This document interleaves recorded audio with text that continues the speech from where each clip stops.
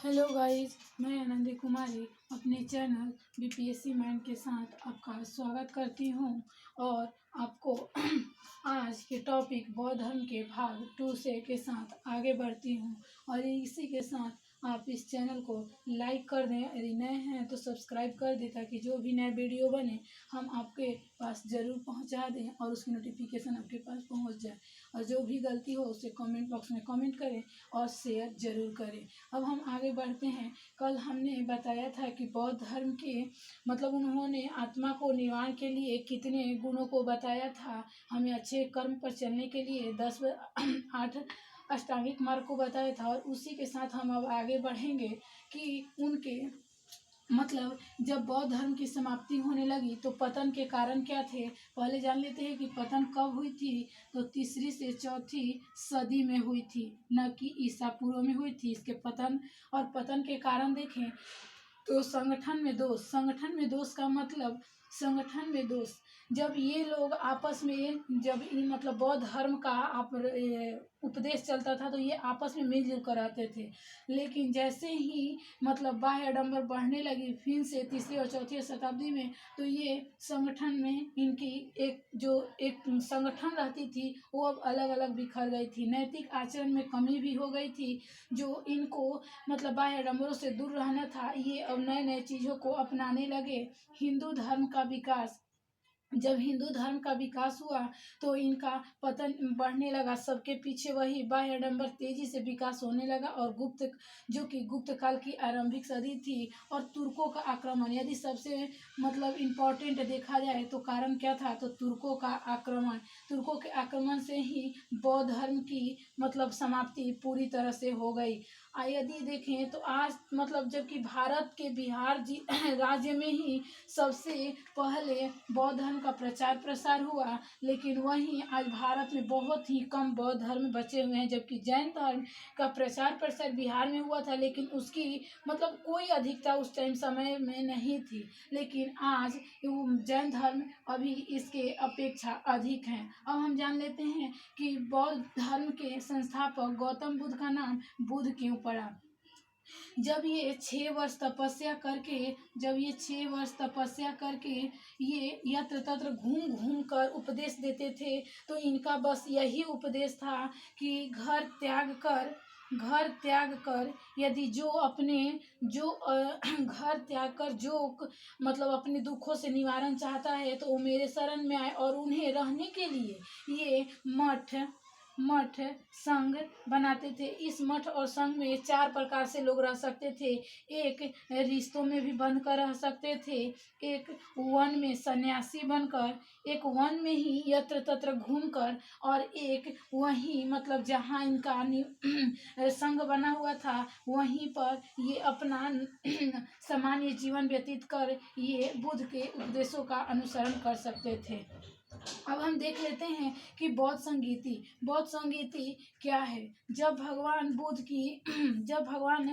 की उपदेश जब ये भगवान बुद्ध जब इनका निर्माण हो गया तो इनके उपदेश से इनके शिष्य इनके जहाँ जहाँ उपदेश देते थे उसी के क्रम में अन्य राजाओं द्वारा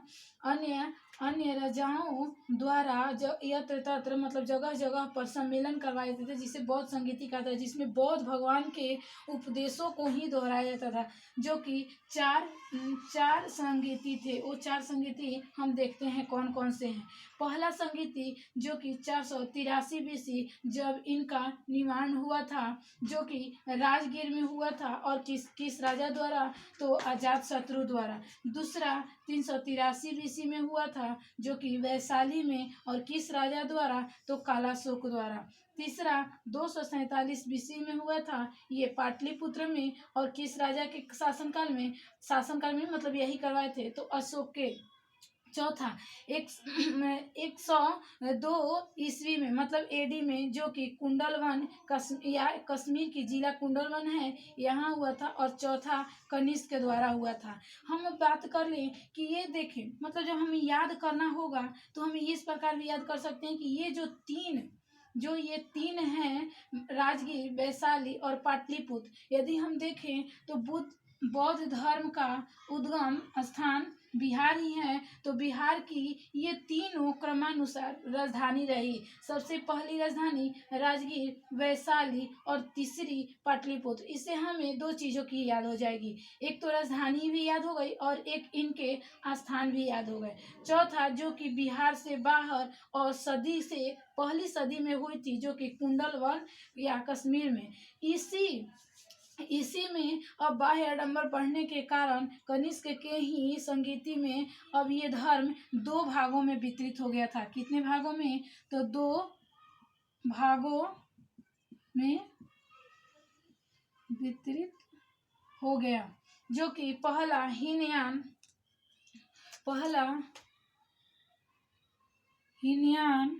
और दूसरा महायान।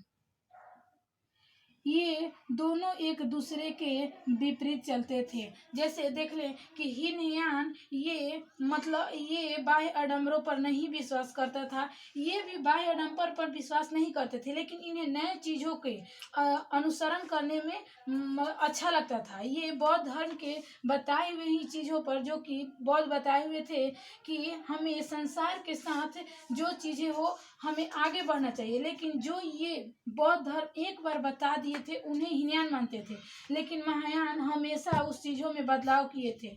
बौद्ध धर्म अपने आप को बोले थे कि हम भगवान नहीं हैं, तो हीनयान इसके वजह से उन्हें कभी भगवान नहीं माने, लेकिन महायान अपने द्वारा उन्हें भगवान का भी दर्जा दिए और उन्हें मूर्ति में विस्तारित कर कर उनकी पूजा अर्चना भी की, जिसके वजह से ही ये मतलब पतन के कारण ये भी थे कि इन्हें दो भागों में वितरित होना पड़ा।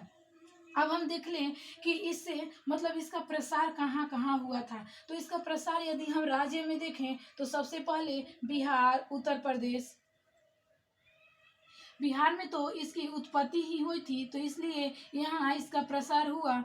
उत्तर प्रदेश, राजस्थान, गुजरात इत्यादि क्षेत्रों में हुआ था। और यदि देश की बात कर ले तो देश में ये भारत से ज़्यादा अन्य देशों में ही इसका विस्तार हुआ था, जैसे अफगानिस्तान, श्रीलंका, जापान, सिंगापुर इत्यादि देशों में इसका हुआ था। और प्रभाव की बात करें तो हम प्रभाव में ये भी देख सकते हैं कि बौद्ध धर्म में मतलब कोई जाति पात पर कोई विशेष नियम नहीं थे। इस मतलब इनके द्वारा बनाए गए मठ या संघ में कोई भी जाति या पात, ऊंच नीच या गरीब निर्धन कोई भी रह सकता था, जिसके वजह से इन्हें इसमें गरीब लोग ज़्यादा प्रभावित हुए और इस क्षेत्र में आकर अपना ज़्यादा मतलब इच्छा जताए और इसमें अपना ज़्यादा प्रचार प्रसार भी किए और इसमें रहने लगे, जिसके कारण ही इसका विस्तार हुआ। यदि वही देखें मतलब जैन धर्म के बारे में बात करेंगे तो हम देखेंगे कि उसमें वर्ण पर विशेष ध्यान देते हुए उसे तुच्छ बताया गया है। जो निर्धन थे उन्हें अलग रखा जाता था। अब उसके बाद हम अगले क्लास में करेंगे। अब देखें कि बौद्ध साहित्य मतलब कि उनसे रिलेटेड कि कौन कौन से साहित्य हैं। जैसे त्रिपिटक में 3 कथाएं हैं। जो सबसे पहले सुत्त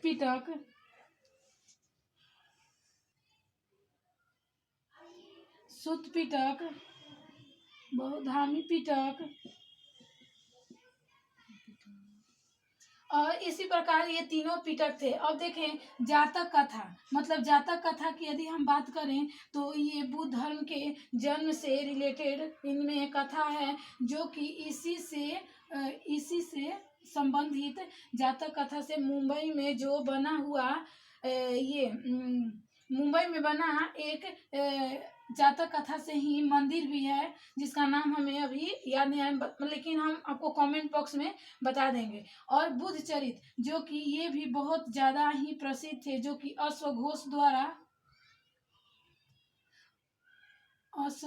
द्वारा लिखा गया था। बिहार का नामकरण बिहार कैसे पड़ा? हम बिहार का नामकरण के बारे में बात करते हैं। आप जानते होंगे कि जब इनके शिष्य